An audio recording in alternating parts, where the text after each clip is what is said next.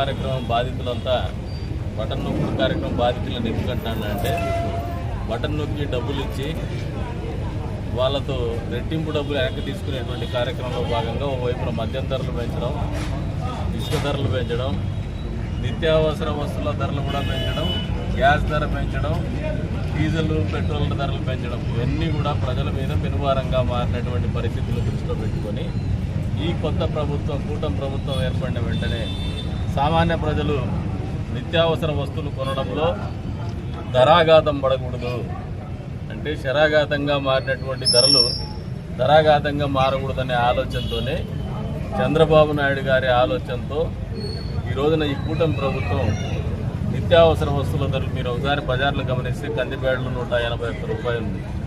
అదే రకంగా steam rice, quality rice కూడా మార్కెట్ కంటే 10 రూపాయలు తక్కువగా అమ్ముతా ఉన్నారు.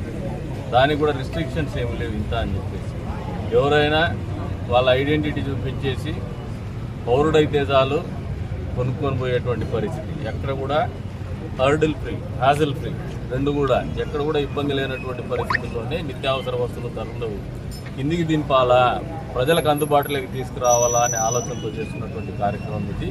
ఈ ప్రభుత్వం చిత్తశుద్ధి అనేది మీరు ఒకసారి గమనిస్తే గడిచిన 40 రోజుల ప్రభుత్వం ఈ 40 రోజుల్లోనే దాదాపు 40 రోజులు కూడా కాల 13వ తారీఖున పొలువు తీరింది. ఇంకా 13వ తారీఖు నెల రోజులు కూడా కాల.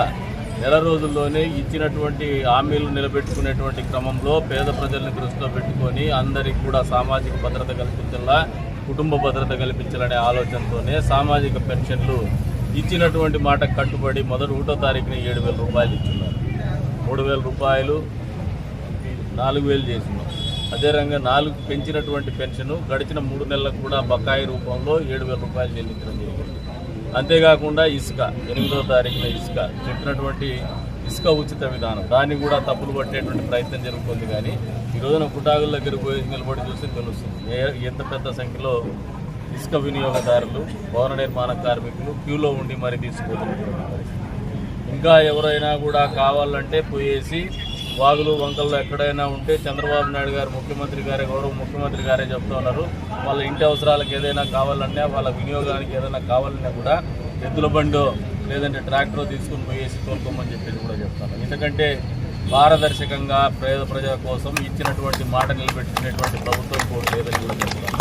అంతేకాకుండా ఈసారి చెప్తూనే ప్రభుత్వం ఏర్పడినటువంటి వెంటనే మొదటి సంతకము మెగా డిఎస్సీ మీద పెడతామని చెప్పేసి మెగా డిఎస్సీ పెట్టినటువంటి కార్యక్రమం. గదిలో కూడా మెగా డిఎస్సీలో పరీక్షల్లో పోటీ రాయబోయేటువంటి అభ్యర్థులకు కూడా ఉచిత శిక్షణ శిబిరం కూడా ఏర్పాటు చేయబోతున్నామని చెప్పేసి కూడా ఈ సందర్భంగా తెలియజేస్తున్నాం. తొందరలోనే వాటి వివరాలు కూడా వెల్లడిస్తారు. మరి చెప్పిన ప్రతి మాట కట్టుబడే ఈ ప్రభుత్వం ముందుకు పోతా ఉంది. ఈ రాష్ట్రంలో ఏదైతే కొరబడిందో గత ప్రభుత్వ హయాంలో ప్రజల్లో సంతోషం లేదు, ప్రజలకు చేయడానికి పని లేదు. అదే రకంగా ల్యాండ్ టైటిలింగ్ యాక్ట్ పేరుతో వాళ్ళ ఆస్తులకు కూడా భద్రత లేనటువంటి పరిస్థితుల నుంచి ల్యాండ్ టైటిలింగ్ యాక్ట్ నుంచి కూడా విముక్తి కల్పిస్తూ దాన్ని రద్దు చేయడం కూడా జరిగింది. అంటే ఇన్ని రకాలుగా ప్రజల జీవితాల్లో సంతోషాన్ని నింపేటువంటి కార్యక్రమం ఈ ప్రభుత్వం చేస్తూ ఉంది. చంద్రబాబు నాయుడు గారి ఆలోచన ఒక్కటే, ఈ రాష్ట్రం సర్వతోముఖాభివృద్ధి పూర్తి స్థాయిలో సర్వతోముఖాభివృద్ధి జరగాల. అంతేకాకుండా సంతోషమే సూచికగా ప్రజల జీవితం ఇక్కడ ఉండాలా, జీవన ప్రమాణాలు ఉండాలనే ఆలోచన. సంతోషమే సూచిక అంటే ప్రతి ఒక్క కుటుంబంలోనూ కూడా ఆనందం వెల్లివిరిసే విధంగానే పరిపాలన ఉండాలనే ఆలోచనతోనే చేస్తున్నటువంటి ఈ ప్రయత్నం భవిష్యత్తులో అన్ని రాష్ట్రాల్లో ఉన్నటువంటి ప్రభుత్వాలకు కూడా ఆదర్శంగా నిలవబోతుందని చెప్పేసి కూడా వాస్తవాన్ని తెలియజెప్పుకుంటూ మరొకసారి ఈ రోజున ప్రజలందరికీ కూడా అభినందనలు, శుభాకాంక్షలు తెలుపుతా ఉన్నాను.